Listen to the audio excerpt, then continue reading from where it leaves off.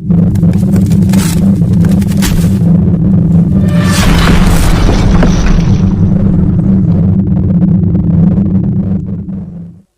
Praise Lord, JMC की सबको सो प्रभु का धन्यवाद हो। आज एक बार फिर से सुंदर समय के लिए परमेश्वर ने आपके बीच, आपके मध्य में आने के लिए समय दिया, अवसर दिया। मेरे प्यारों, आज का जो विषय है बहुत ही महत्वपूर्ण और एक गंभीर विषय है। आज थोड़ा मैं हमेशा कोशिश करता हूँ हमारी क्लास यूट्यूब में रहे, छोटी रहे, लेकिन ये जो विषय है हो सकता है थोड़ा 10 से 15 मिनट तक चला जाए। कारण क्योंकि इस विषय को समझने के लिए एक एक बात को जानना बहुत बारीकी से ज़रूरी है। विषय क्या है? जब दाऊद वाचा के संदूक को दाऊदपुर में लेकर आ रहा था तो उन्होंने एक गाड़ी में वाचा के संदूक को रखा, बैलों ने ठोकर खाई, संदूक गिरने लगा और उजा नामक व्यक्ति ने संदूक को गिरने से हाथ से ऐसे रोक लिया, लेकिन परमेश्वर का क्रोध उजा पर भड़का और उजा मर गया। मेरे प्यारों, विषय में जाने से पहले आप हमारे चैनल जाने वचन की सच्चाई को सब्सक्राइब करें, बेल के आइकॉन को दबाएं, ताकि जब भी हम कोई नया विषय या नई क्लास लेकर आए तो उसका नोटिफिकेशन आपको। आखिरकार आपको ये चीज़ समझनी है कि उजा ने तो कोई गलत काम नहीं किया। संदूक जिसमें परमेश्वर का वचन है वो गिरने वाला था, तो गिरने से उसने रोका, तो उसने तो हमारी नज़र से सही काम किया। लेकिन आखिरकार फिर परमेश्वर का क्रोध क्यों भड़का उजा पर कि उजा को अपनी जान से हाथ धोना पड़ा? इस विषय की पूरी तह तक जाएंगे, इसलिए विषय को बीच में स्किप ना करें, पूरा वीडियो को देखें। आइए वचन पढ़ते हैं। दूसरा शमूएल 6 अध्याय उसका 1 वचन से हम पढ़ेंगे। दूसरा शमूएल 6 अध्याय उसका 1 वचन। फिर दाऊद ने एक और बार इस्राएल में से सबसे बड़े वीरों को जो 30,000 के थे इकट्ठा किया। तब दाऊद ने जितने लोग उसके संग थे वह सब उठकर यहूदा के बाले नामक स्थान पर चले कि परमेश्वर का वह संदूक ले आए जो करूबों पर विराजने वाले सेनाओं के यहोवा का कहलाता है। मेरे प्यारों, सबसे बड़ी इधर में गड़बड़ क्या है? इधर में वचन में लिखा दाऊद ने सबसे बड़े वीरों को जो 30,000 पुरुष थे इकट्ठा किया और उनसे सलाह मशवरा किया कि हम सेनाओं के यहोवा जो करूबों पर विराजमान है उसके संदूक को ले चलें।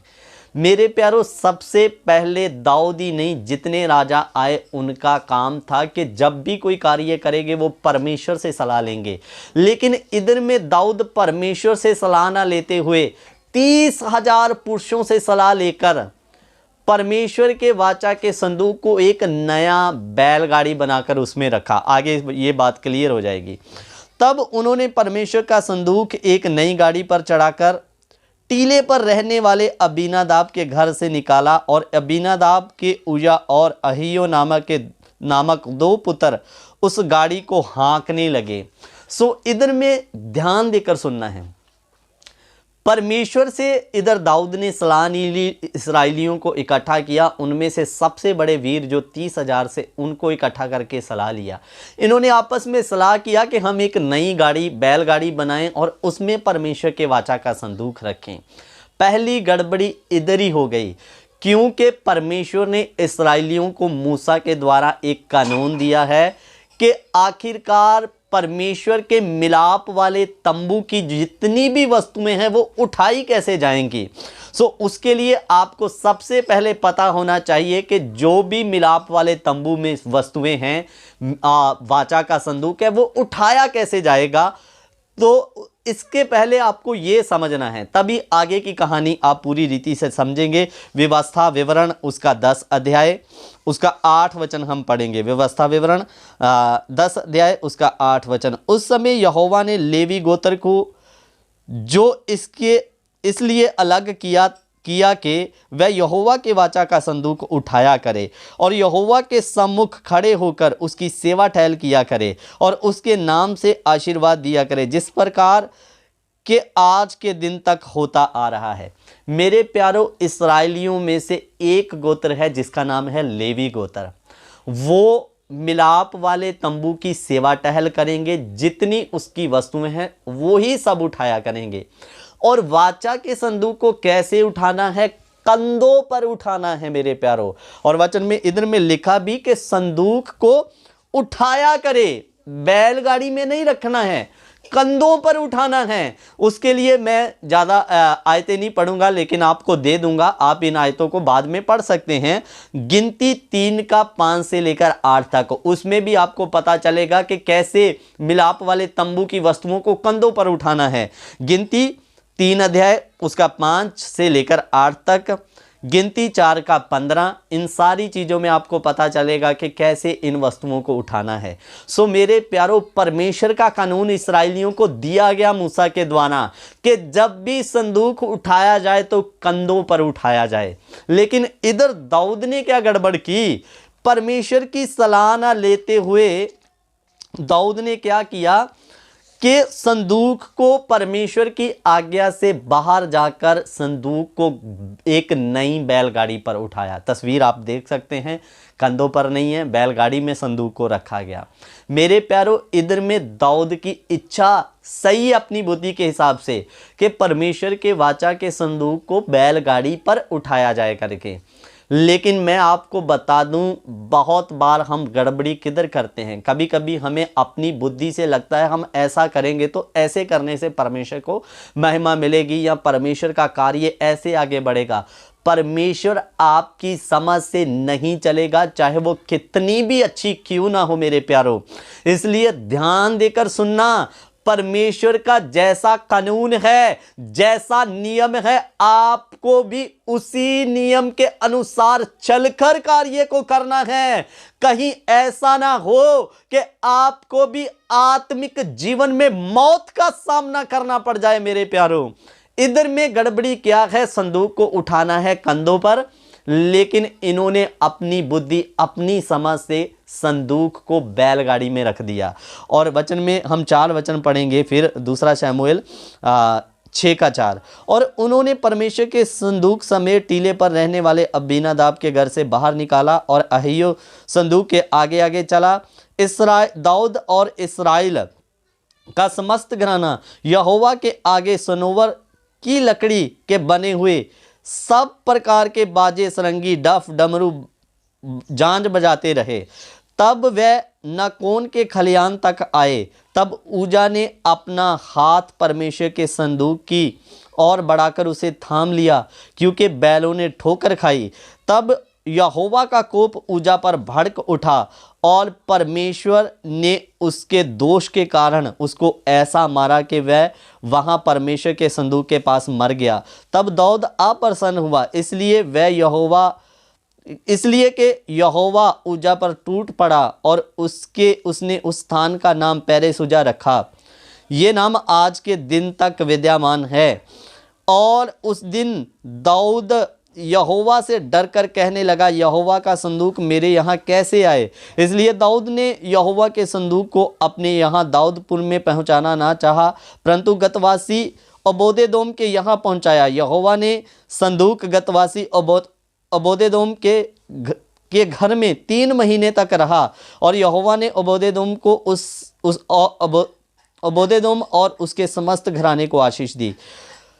तब दाऊद राजा को यह बताया गया कि यहोवा ने ओबोदेदोम के घराने और जो कुछ उसका है उस पर भी परमेश्वर के संदूक के कारण आशीष दी गई।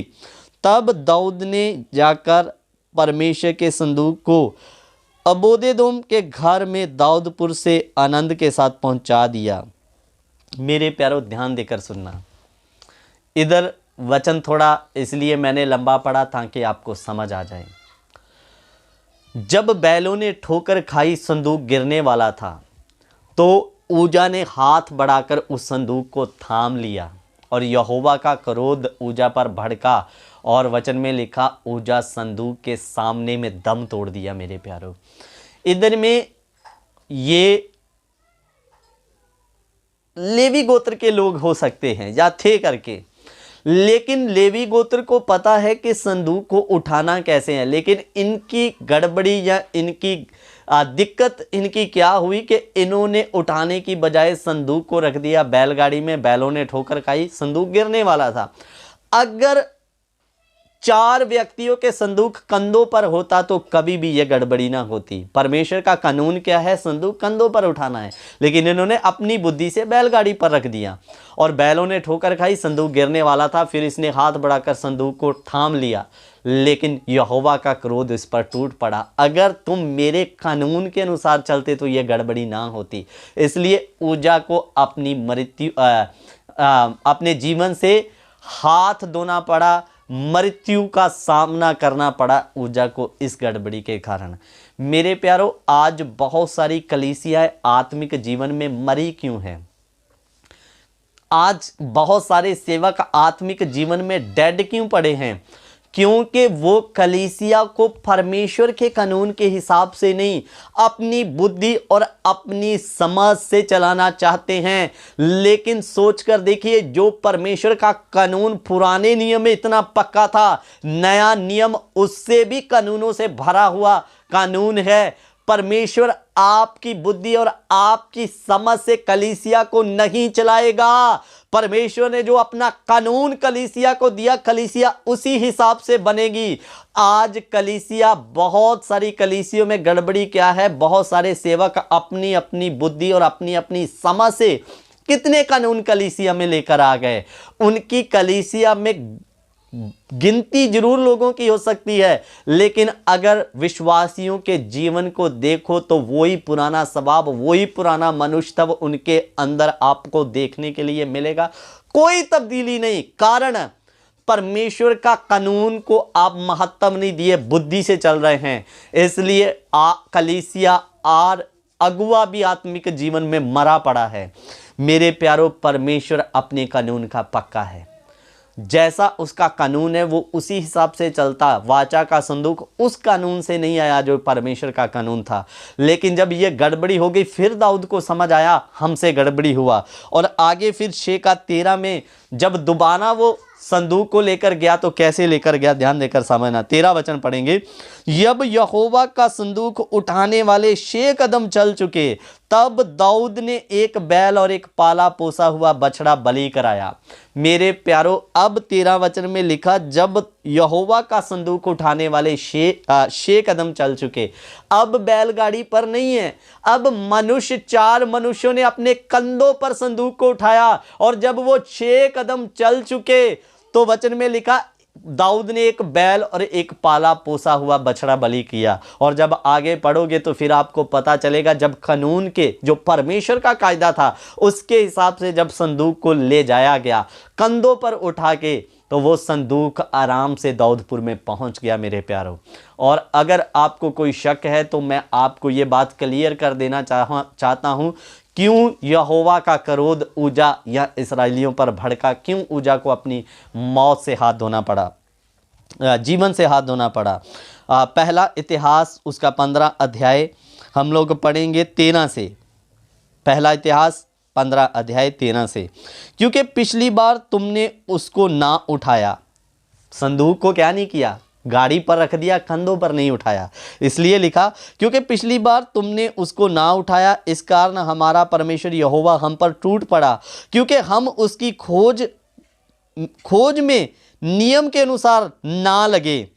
तब याजकों और लेवियों ने अपने आप को पवित्र किया और इस्राएल के परमेश्वर यहोवा का संदूक ले जा सके।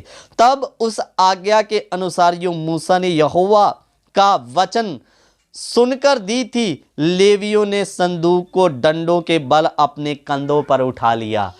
आखिर क्यों यहोवा का क्रोध भड़का इस्राएल पर? इधर में लिखा, क्योंकि तुमने संदूक को यहोवा की आज्ञा के अनुसार कंधों पर नहीं उठाया था। मेरे प्यारों, जब फिर उनको अपनी गलती का एहसास हुआ तो संदूक को अपने कंधों पर उठाया, तभी सही सलामत दाऊदपुर में वह परमेश्वर का संदूक सही सलामत पहुंचाया गया। मेरे प्यारों, अब मैं लास्ट में आपको एक मोटी सी बात बता दूं। बहुत बार आज कलीसियों में लोग अपनी बुद्धि और अपने कायदे चलाना चाहते हैं। नहीं, गिनती बढ़ जाएगी, लेकिन आत्मिक जीवन में लोग मरे रहेंगे। इसलिए परमेश्वर जो वचन का पक्का परमेश्वर है, वो अपनी बुद्धि, आपकी बुद्धि और आपके कायदे से नहीं चलेगा, क्योंकि मनुष्य की सोच और परमेश्वर की सोच में जमीन आसमान का फर्क है। आपकी सोच सही भी क्यों ना हो, अच्छे कार्य के लिए भी क्यों ना हो, अगर वो परमेश्वर के वचन के अनुसार नहीं है तो परमेश्वर उसे पसंद नहीं करेगा। इसलिए सेवकों, विश्वासियों, सावधान हो जाओ। परमेश्वर के वचन को छोड़ कभी भी अपनी समझ को आगे लेकर ना चले। जो करना परमेश्वर के वचन के कायदे के अनुसार करें, तभी आपका कार्य सफल होगा। नहीं तो ऊजा जैसे अपने जीवन से उसको हाथ धोना पड़ा, मौत को गले लगाया, आप भी आत्मिक जीवन में सूख जाओगे, डेड हो जाओगे, मर जाओगे। इसलिए सावधान हो जाएं, कभी भी अपनी बुद्धि और अपनी समझ के अनुसार ना चलें। परमेश्वर ने आपको अपना कानून दिया है, उस कानून के अनुसार चले, उसी कानून के अनुसार कलीसिया चलेगी। इसलिए मेरे प्यारो, कुछ लोग कहते जो करे प्रभु की महिमा के लिए करें। ठीक है, जो करे का मतलब वचन से बाहर नहीं, वचन के अनुसार होगा, तभी परमेश्वर उसको स्वीकार करेगा, नहीं तो नहीं करेगा। तो इसलिए प्यारे सेवकों, कलीसिया को परमेश्वर के वचन के अनुसार बनाएं। आपकी बुद्धि से बनाओगे तो कभी भी आप कामयाब या कलीसिया को सिद्ध नहीं कर पाओगे। परमेश्वर इन वचनों के द्वारा आप सबों को आशीष दे। परमेश्वर के वचन के अनुसार चलें, परमेश्वर के वचन के अनुसार कलीसिया को तैयार करें। आपकी बुद्धि और परमेश्वर की बुद्धि में जमीन आसमान का फर्क है। आपकी बुद्धि से कलीसिया में कानून लागू ना करें, कहीं कलीसिया आत्मिक जीवन में मर ना जाए। इसलिए हमेशा प्रभु के वचन के अनुसार चलें।